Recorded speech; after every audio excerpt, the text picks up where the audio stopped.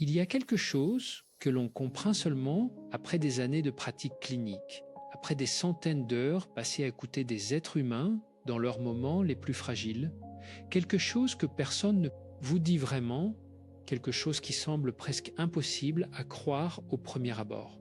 La solitude, cette sensation que l'on fuit, que l'on redoute, que l'on habille de honte et de silence, cette solitude pourrait bien être, si on la regarde autrement, la porte d'entrée vers la vie, la plus profonde et la plus libre que l'on ait jamais connue. Est-ce que cela vous surprend? Est-ce que quelque chose vous résiste à cette idée? Bien, c'est exactement là qu'il faut commencer. Imaginez un instant, il est 17 heures. La lumière de l'après-midi entre par la fenêtre et dessine des ombres longues sur le parquet. La maison est silencieuse. Non pas ce silence doux que l'on choisit, mais ce silence qui s'impose. Ce silence qui a le poids du verre, qui scène le bois froid, qui posait sur les épaules une légèreté étrange et terrible à la fois. Vous posez votre tasse de thé sur la table. Vous entendez le bruit de la porcelaine contre le bois. Et puis plus rien. Peut-être que vous regardez la chaise en face de vous, celle que quelqu'un occupait autrefois. Peut-être que vous pensez à un prénom. Peut-être que vous n'y pensez à rien de précis et que c'est encore plus difficile parce que le vide sans nom est le plus lourd à porter. Cette scène, est-ce qu'elle vous est familière? Est-ce qu'elle ressemble à votre jeudi, à votre dimanche, à votre mardi soir après le dîner? Si c'est le cas, alors vous savez exactement de quoi il s'agit. Mais ce que vous ne savez peut-être pas encore, ce que la science psychologique commence à documenter avec une précision troublante, c'est que cette scène contient en elle-même les germes d'une transformation extraordinaire, à condition de ne pas se laisser engloutir par elle, à condition de comprendre ce qui s'est passé réellement dans le cerveau, dans le corps, dans l'âme, quand la solitude devient le décor quotidien de ceux qui ont passé 60 ans. Et si vous restez avec nous jusqu'à la fin de cette conversation, vous découvrirez 9 habitudes concrètes, validées par la recherche en psychologie et en neurosciences, qui ont la capacité de transformer radicalement votre rapport à vous-même, de ralentir les effets du temps sur votre esprit et sur votre corps, et de faire de ces années ce qu'elles peuvent être à leur plus beau, c'est-à-dire les années les plus riches, les plus sereines, les plus authentiquement vivantes de toute votre existence. Mais avant cela, il faut ouvrir les yeux sur quelque chose d'important, sur quelque chose que l'on préfère souvent éviter. Si vous trouvez de la valeur dans ce type de réflexion, si ces mots trouvent un écho dans votre cœur, alors prenez un instant pour vous abonner à cette chaîne. Ce n'est pas un geste anodin, c'est un acte de bienveillance envers vous-même, le choix de vous entourer régulièrement d'un espace de soin intérieur, de profondeur et de douceur. Et si quelque chose dans ce que vous entendez aujourd'hui vous touche, laissez un commentaire. Dites-nous ce que vous ressentez. Dites-nous ce qui résonne. Parce que vous n'êtes pas seul dans cette expérience, et savoir que d'autres lisent vos mots, d'autres qui vivent la même traversée. Cela aussi a un pouvoir thérapeutique réel. Et maintenant, revenons à cette maison silencieuse. Revenons à cette chaise vide, parce qu'il y a quelque chose que l'on doit se dire avec honnêteté, avec la bienveillance d'un ami qui ne cherche pas à faire peur, mais qui sait que la vérité, même inconfortable, est toujours plus respectueuse que le mensonge doux.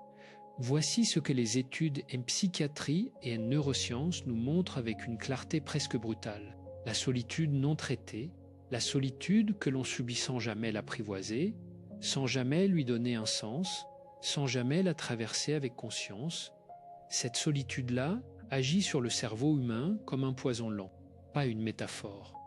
Une réalité biologique documentée. Le professeur John Cacioppo, de l'Université de Chicago, a consacré des décennies à étudier l'impact neurologique de l'isolement social. Ces conclusions sont sans équivoque. La solitude chronique élève le taux de cortisol dans le sang. Ce cortisol, l'hormone du stress qui érode progressivement les structures de l'hippocampe, la région du cerveau responsable de la mémoire et de l'apprentissage. Elle active en permanence les circuits de la menace, ce qui signifie que le cerveau solitaire est un cerveau en état d'alerte constante. Un cerveau qui consomme ses ressources à se défendre contre un danger invisible, un danger qu'il n'arrive jamais à nommer précisément. Et ce cerveau en alerte constante vieillit plus vite. il se fragmente plus rapidement. Il perd ses connexions avec une vitesse qui dépasse de loin celle que l'on observe chez les personnes qui entretiennent un sentiment de présence à elles-mêmes et au monde.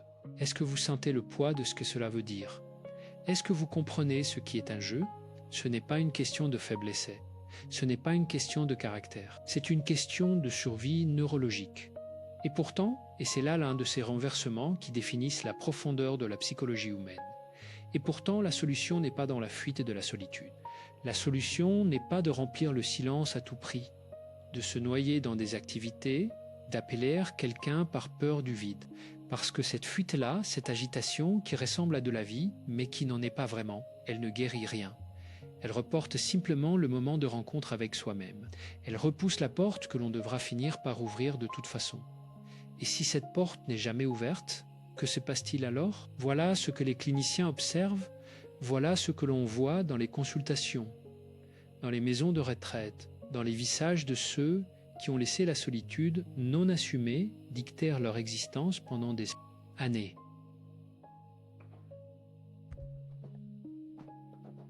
On voit d'abord une irritabilité douce, presque imperceptible, cette façon de trouver que les autres ne comprennent pas, que le monde est devenu moins bienveillant, moins attentif. Puis vient le repli. La télévision qui reste allumée non pas pour regarder quelque chose, mais pour éviter d'entendre le silence, les rideaux tirés plus tôt, les sorties qui se réduisent, les appels téléphoniques qui se font plus rares, parce que l'on ne sait plus quoi dire, parce que l'on a l'impression que les autres ont leur vie et que l'on n'a pas la place d'y entrer. Et puis, quelques années plus tard, la dépression s'installe, non pas comme un événement brutal, mais comme une marée montante. Un matin, on se réveille et les jambes sont lourdes. Non pas d'une fatigue physique, mais d'une fatigue qui vient de plus loin, qui sent le renfermer, qui a la texture du coton humide. On a plus envie de cuisine, plus envie de jardiner, plus envie de ces petites choses qui autrefois donnaient de la couleur au jour. Et le plus insidieux de tout, c'est le déclin cognitif qui s'accélère. La mémoire qui flanche, les mots qui s'échappent. La pensée qui perd de sa fluidité, de sa vivacité, parce que le cerveau est un organe social. Il a besoin de stimulation, de relations, de sens, pour maintenir ses structures intactes. Et quand le sens manque, quand la relation devient un désert, le cerveau commence à s'effacer. Est-ce que cette trajectoire vous fait peur? Elle devrait vous alerter, pas pour vous paralyser, pas pour vous plonger dans une anxiété supplémentaire, mais pour vous donner l'élan nécessaire. Parce que vous avez encore le temps. Parce que la neuroplasticité, cette capacité du cerveau à se reconstruire et à créer de nouvelles connexions, ne disparaît pas à 60 ans. Elle ne disparaît pas à 70 ans. Elle ne disparaît pas à 80 ans. Ce que la science nous enseigne avec une générosité presque bouleversante, c'est que le cerveau reste plastique jusqu'à la fin de la vie, à condition qu'on lui donne les bons nutriments. Et ces nutriments ne sont pas tous chimiques. Certains sont psychologiques, certains sont spirituels, certains sont exactement ce dont nous allons parler maintenant. Mais avant d'y venir, il faut encore s'attarder un instant sur quelque chose. Sur cette image que l'on ne sait pas regarder en face. Imaginez deux chemins, deux personnes. Deux hommes ou deux femmes de 65 ans, vivant seuls après une longue vie bien remplie. La première décide de subir sa solitude. Elle attend que quelqu'un vienne la sortir de là. Elle nourrit des pincées de regrets. Elle repasse mentalement les erreurs du passé comme on repasse le même vêtement encore et encore sans jamais le ranger. Elle se dit que c'est trop tard pour changer, trop tard pour recommencer, trop tard pour apprendre quoi que ce soit de nouveau. Et chaque année, qui passe et resserre un peu plus les murs de sa prison intérieure. Une prison sans barreaux visibles, mais une prison néanmoins, froide, silencieuse, qui sent la naphtaline et les jours identiques. La deuxième personne, elle aussi vit seule. Elle aussi connaît ses après-midi lourds, ses dimanches qui s'étirent. Elle aussi a des moments de mélancolie, des moments où les larmes viennent sans prévenir, comme une pluie fine qui traverse même les manteaux les plus épais. Et pourtant, elle a fait quelque chose de différent. Elle a décidé, non pas de nier sa solitude, non pas de la combattre, mais de l'apprendre à connaître, de lui parler presque, de lui demander ce qu'elle avait à lui enseigner. Et progressivement, quelque chose s'est transformé. La solitude n'a pas disparu, mais elle a changé de nature. De prison, elle est devenue un espace dans lequel cette personne a recommencé à se rencontrer elle-même, à redécouvrir ses goûts, ses désirs, sa curiosité intacte, à se rendre compte que l'on peut avoir 65 ans et être plus vivant que jamais, plus authentique que jamais, plus en accord avec soi-même que dans toutes les décennies précédentes. Quelle est la différence entre ces deux personnes? Ce n'est pas la chance, ce n'est pas la volonté au sens brutal du terme. C'est la pratique, c'est l'habitude quotidienne. C'est l'ensemble de ces 9 gestes intérieurs et extérieurs que nous allons explorer ensemble. Et chacun de ces gestes a été validé par la recherche en psychologie positive, en neurosciences cognitives, en médecine du vieillissement et en pratique contemplative. Ils ne sont pas des théories abstraites, ils sont des outils vivants, des clés concrètes pour ouvrir des portes que peut-être vous avez cessé de chercher. La première de ces habitudes est peut-être la plus contre-intuitive de toutes. Elle concerne le regard que l'on porte sur soi-même. Pas le regard dans le miroir, pas le regard sur les rides ou sur les cheveux blancs, mais ce regard intérieur, cette façon dont on se parle à soi-même dans le silence de sa tête. Parce que voici ce que l'on observe dans la pratique clinique. La majorité des personnes qui souffrent de solitude après 60 ans entretiennent avec elles-mêmes un dialogue intérieur d'une dureté extraordinaire. Elles se reprochent d'être seules, elles se disent qu'elles auraient dû faire autrement, qu'elles sont trop difficiles, trop compliquées, trop vieilles pour être aimées.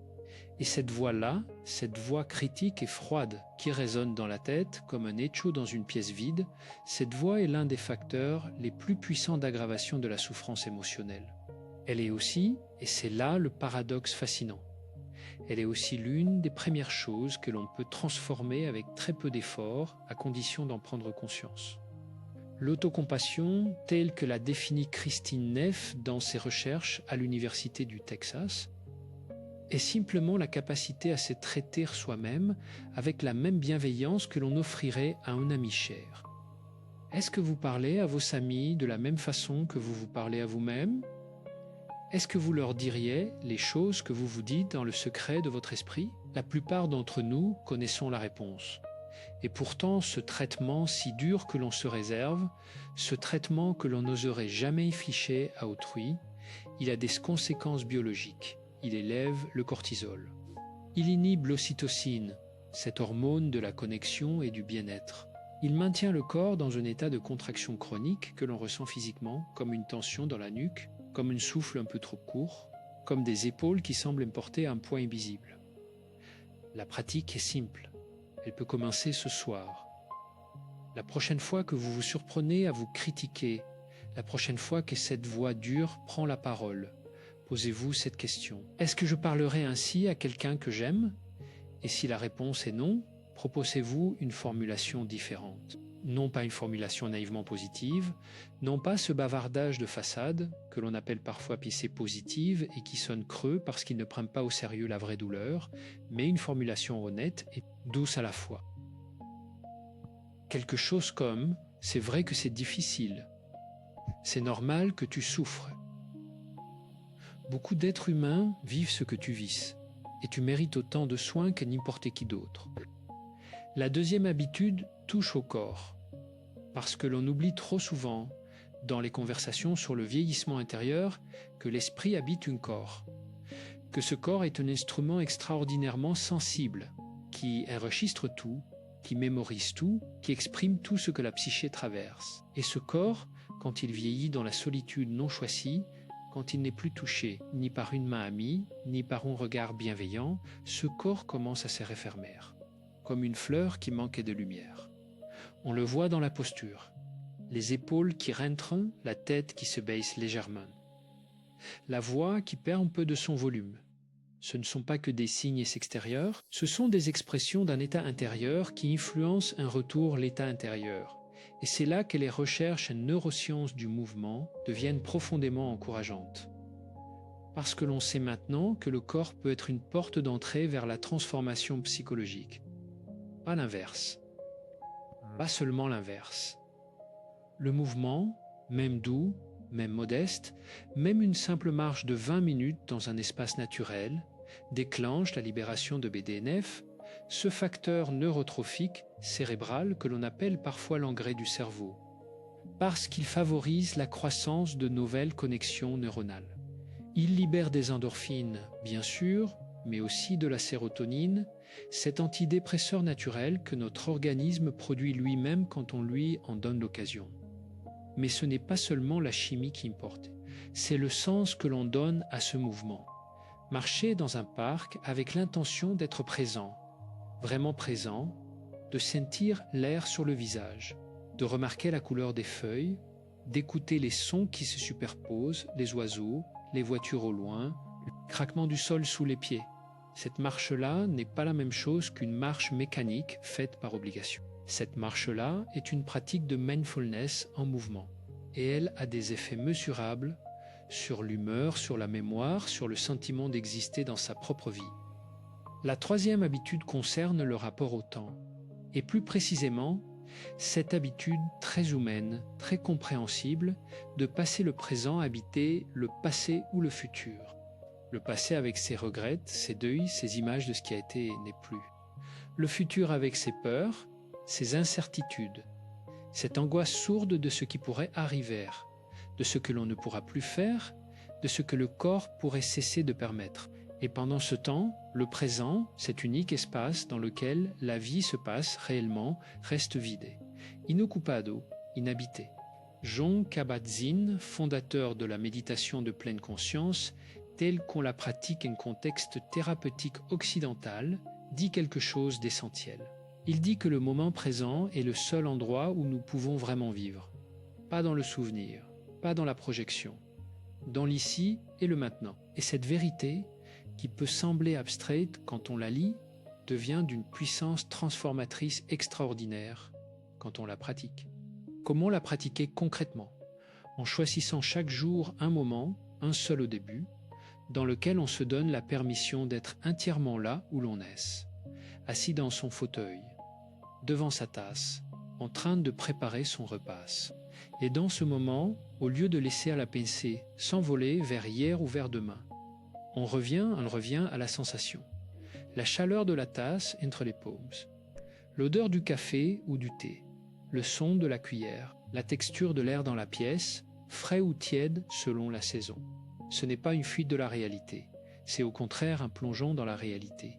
La seule réalité qui existe vraiment. Et voici quelque chose que les études montrent avec une remarquable consistance. Les personnes qui pratiquent régulièrement cette présence attentive, même quelques minutes par jour, rapportent une réduction significative de la rumination mentale, une amélioration de la qualité du sommeil et un sentiment général de satisfaction de vie qui ne dépendent pas des circonstances extérieures.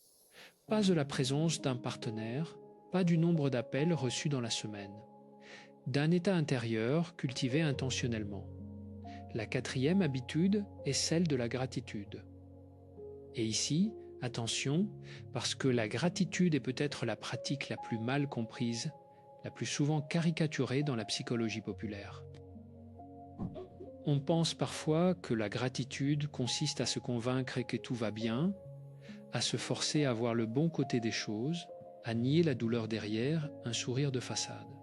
Ce n'est pas cela, absolument pas.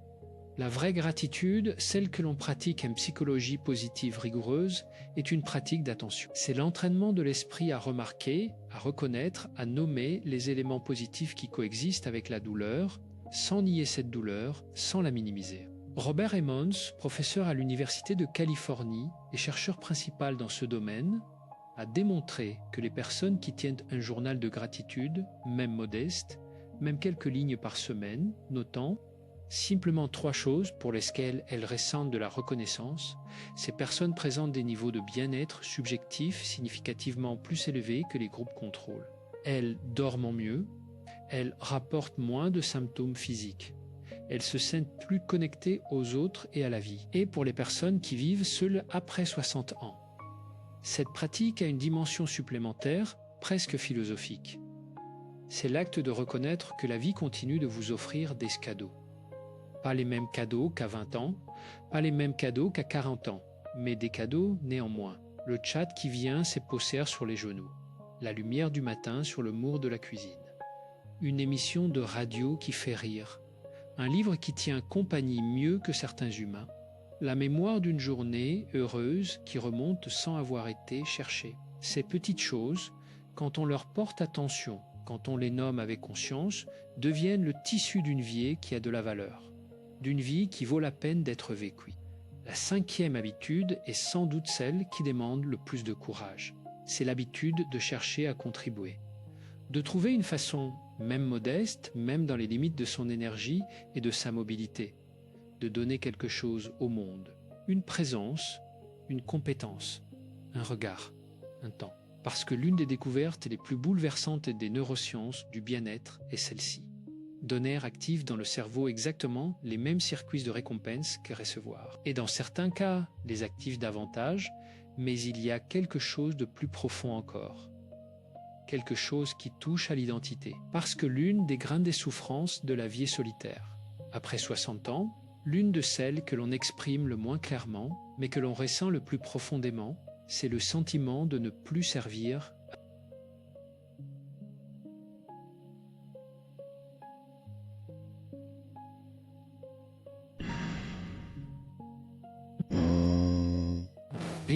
Gire de ne plus être utile à personne, de ne plus occuper une place dans la vie des autres. Et cette souffrance-là, ce sentiment d'invisibilité sociale, est directement corrélé avec le déclin du sens de soi, avec la perte de cette identité active et contributive que l'on avait quand on travaillait, quand on élevait des enfants, quand on était au centre de quelque chose. La contribution ne doit pas être spectaculaire. Elle peut être aussi simple qu'appeler une voisine que l'on sait isoler, proposer ses mains pour un potager communautaire, partager une recette, une histoire, un savoir-faire avec quelqu'un de plus jeune, lire à voix haute pour des enfants à la bibliothèque. Ce qui importe, ce n'est pas la taille du geste, c'est la conscience avec laquelle il est posé. C'est le fait de se dire « aujourd'hui, j'ai été utile ». Aujourd'hui, ma présence a compté pour quelqu'un. La 6e habitude est celle de la curiosité intellectuelle. Et ici, permettez-moi de vous partager quelque chose qui mérite votre attention. Les études longitudinales sur le vieillissement cognitif, ces études qui suivent des populations sur des décennies entières, montrent de façon répétée que le facteur le plus protecteur contre le déclin cognitif n'est pas uniquement l'activité physique, ni uniquement le régime alimentaire, ni uniquement la génétique. C'est l'engagement cognitif, c'est la curiosité maintenue. C'est ce goût de comprendre, de découvrir, d'apprendre quelque chose de nouveau, qui maintient le cerveau dans un état de vitalité que rien d'autre ne peut tout à fait reproduire. Et pourtant, combien de personnes après 60 ans se disent « c'est trop tard pour apprendre ». Mon cerveau n'est plus ce qu'il était. Je ne vais pas m'embarrasser d'une nouvelle langue, d'un instrument de musique, d'une technique artistique. Et au moment même où elle s'est dit cela, au moment même où elle fermait cette porte, leur cerveau perd une occasion irremplaçable de se renforcer, de créer de nouvelles connexions, de repousser les limites de ce que l'on appelle la réserve cognitive. Alors, quelle est votre curiosité? Pas celle que vous devriez avoir, pas celle que les autres attendent de vous. La vôtre, celle qui vous a toujours attiré mais que vous n'avez jamais eu le temps de cultiver vraiment.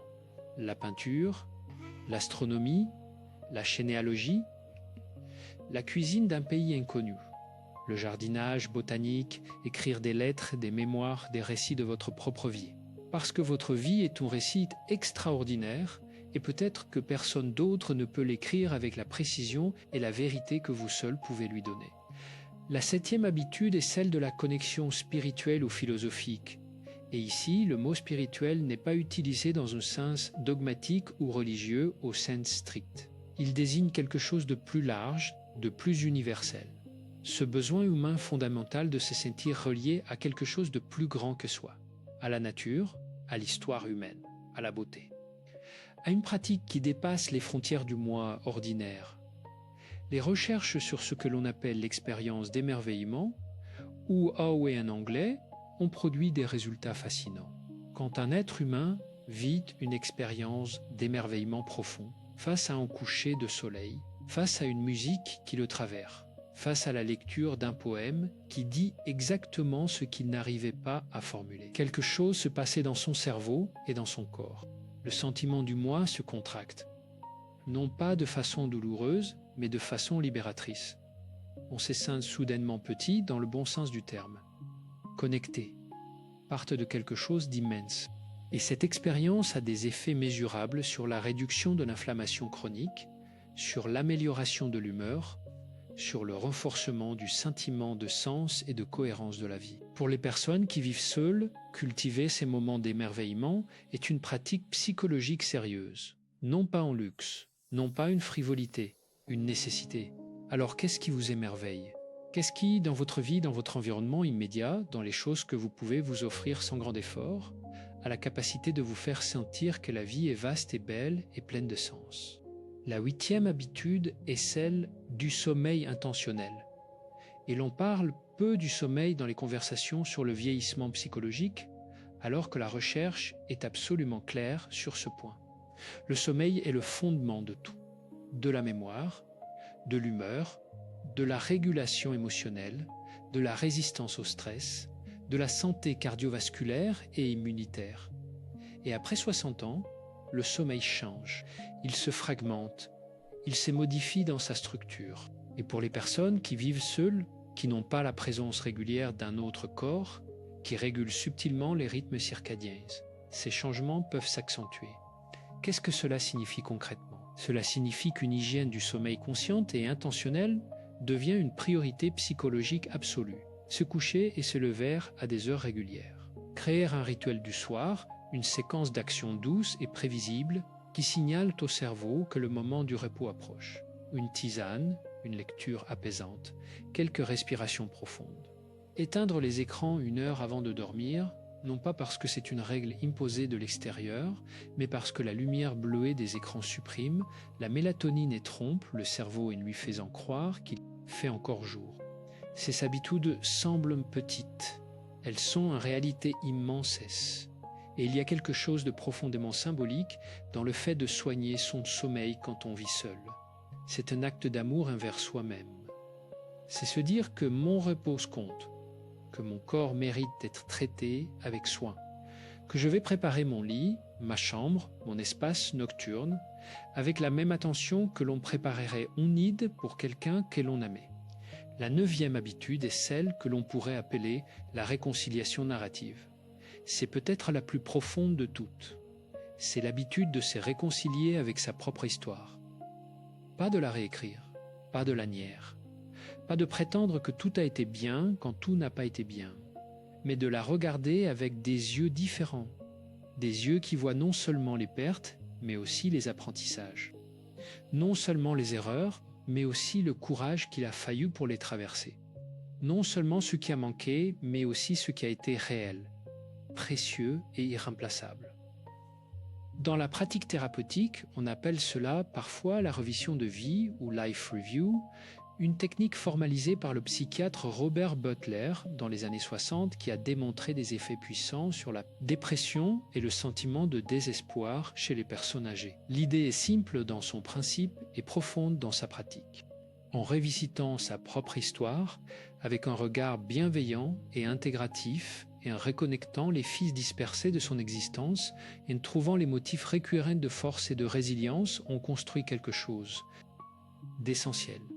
Ce que le psychologue Erik Erikson appelait l'intégrité de l'ego, ce sentiment de cohérence et d'acceptation de sa propre vie qui est, selon lui, la tâche développementale fondamentale de la dernière partie de l'existence.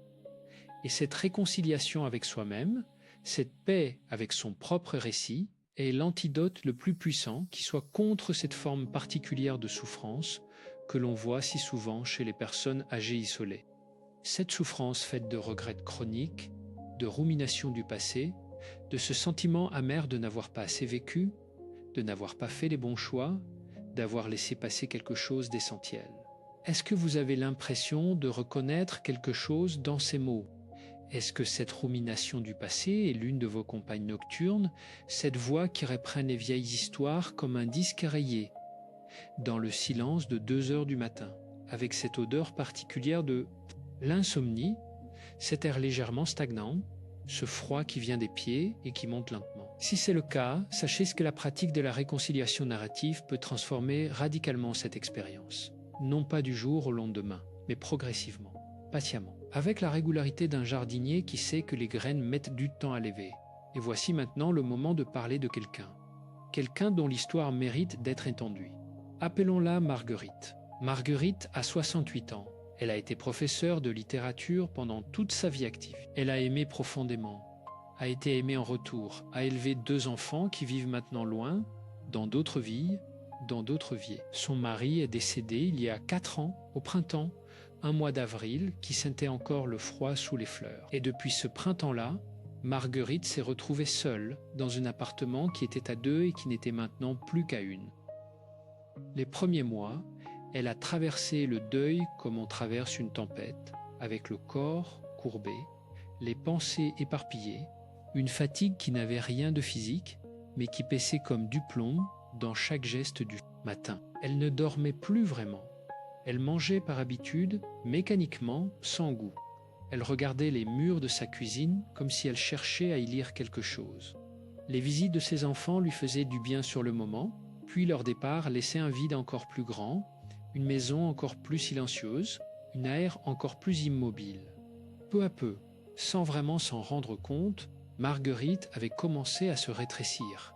Elle sortait moins, elle appelait moins ses amis. Elle avait décliné une invitation à reprendre un atelier de lecture qu'elle adorait autrefois, et se disant qu'elle n'en avait plus vraiment envie, que c'était trop d'efforts que les autres ne comprendraient pas. Et cette spirale, ce rétrécissement progressif, elle ne le vivait pas comme quelque chose de dramatique sur le moment.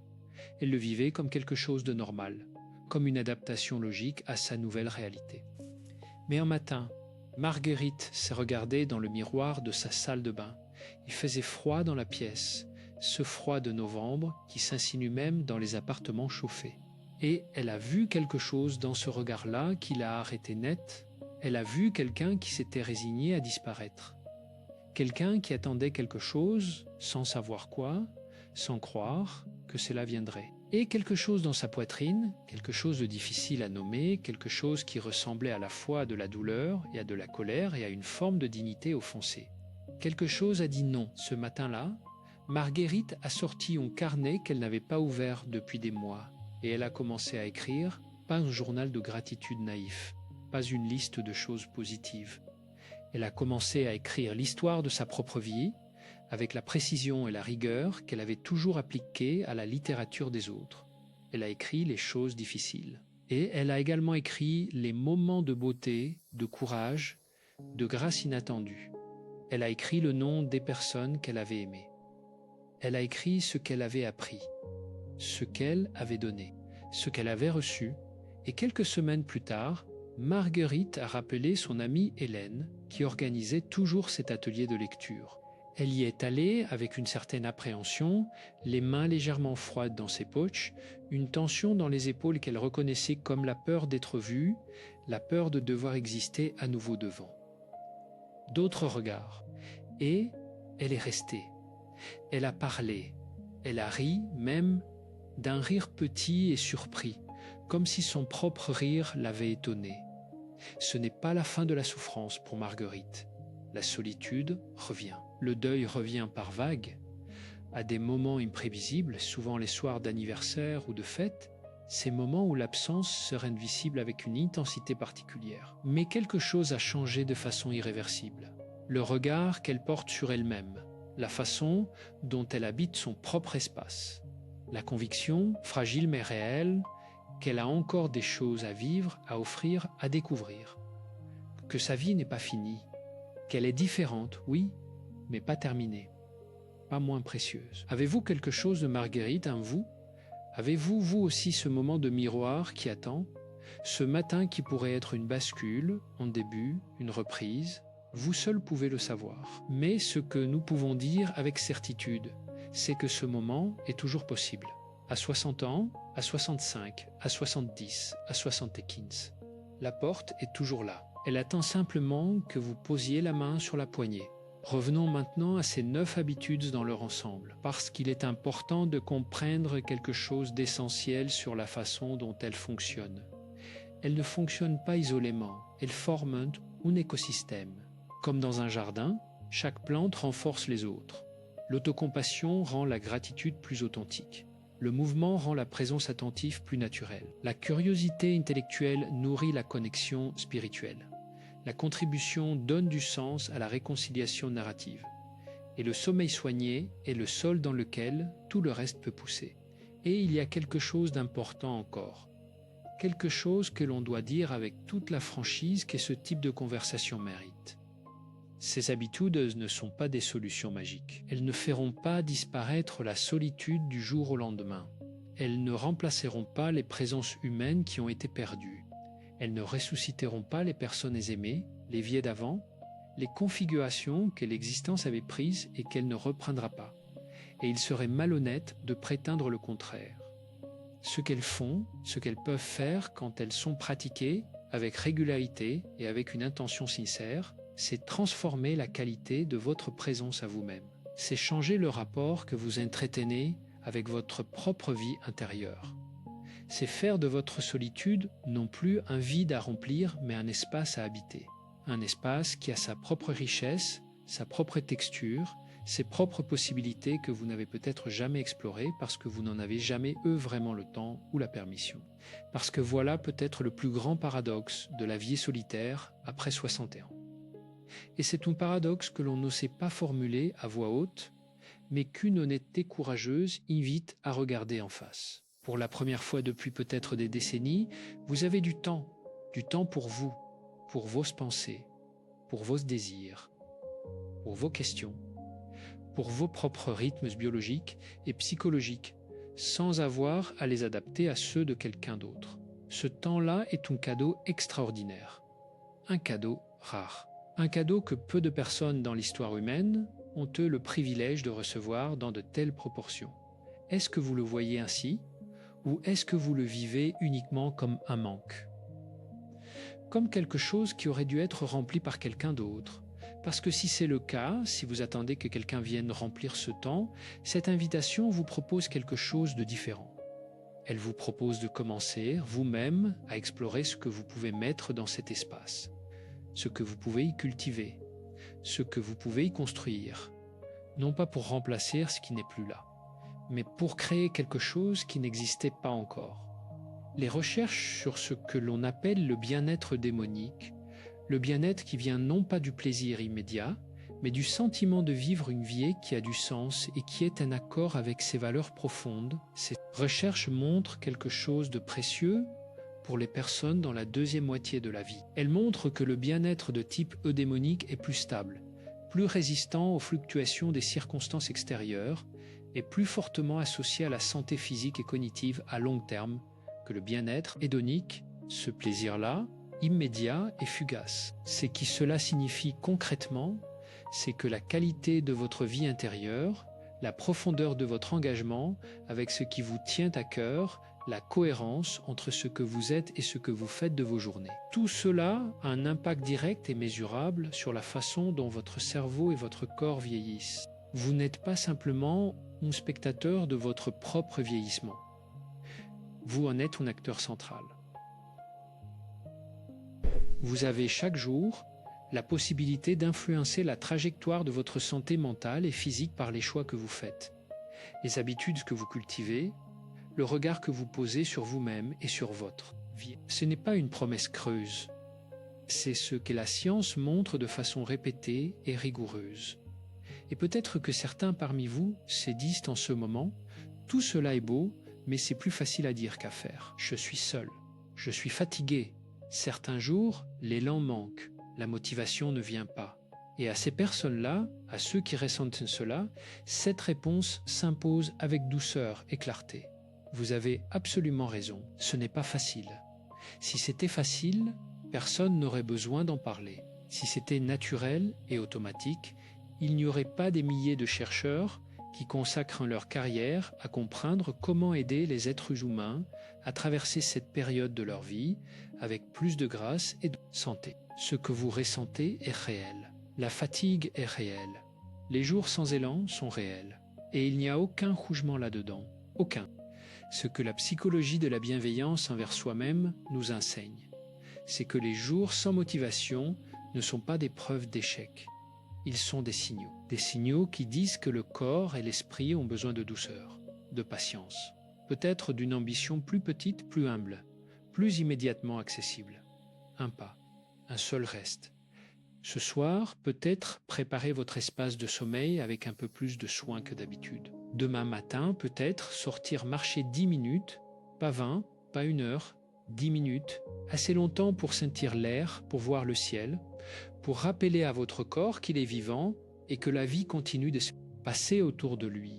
Un seul reste, et puis le lendemain, peut-être un autre geste, pas une révolution, une évolution, lente, douce, respectueuse de là où vous en êtes aujourd'hui.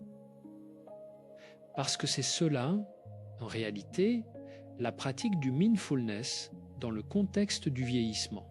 Ce n'est pas une performance, ce n'est pas un programme à compléter. C'est une façon d'être avec soi-même qui se développe, qui s'approfondit, qui s'affine avec le temps et avec la répétition. Et le plus beau de tout, le plus contre-intuitif et le plus merveilleux à la fois, c'est que cette pratique n'exige pas de conditions parfaites. Elle ne demande pas que vous soyez en bonne santé, ni en forme, ni d'humeur particulière. Elle s'adapte à vous.